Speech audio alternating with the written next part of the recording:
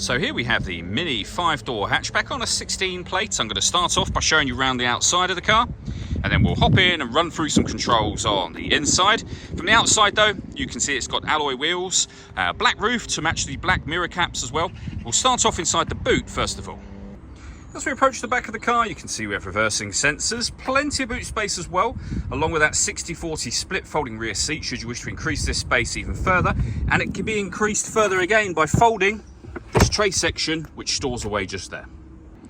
Okay, so we're just going to work our way back round to the front of the car, and then we'll hop in and run through some controls on the inside. But now that we've done a full circle of it, you can see it's in excellent condition the whole way round.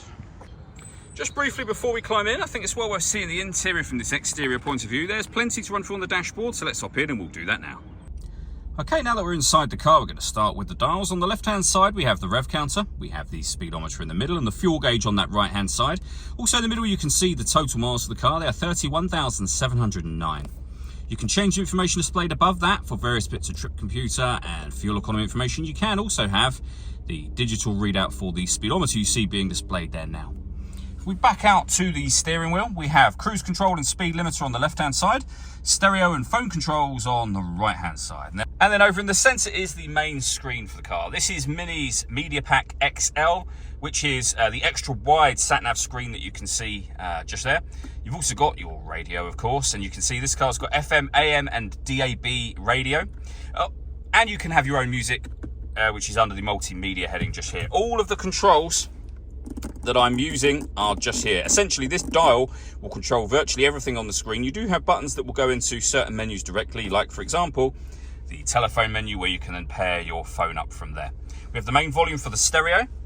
We then have dual zone climate control, so you can adjust the passenger and driver temperature. You can increase and decrease the fan speed.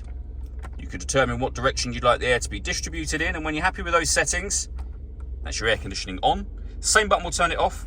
Or you can hit auto. The car will now maintain the temperatures you've asked for by taking full control of the direction of the air and the fan speed for you.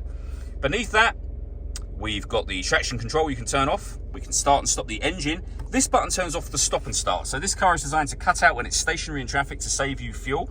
That system is off when that light shows. We have auxiliary and USB inputs, and then the gear lever for the fully automatic gearbox.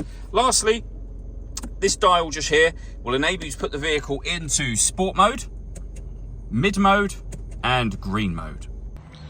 All that leaves me to say is thank you for taking the time to watch this video. If you'd like to come and see the car in person and have a test drive, please feel free to give us a call here at Mach 1 Cars. We'd love to hear from you soon.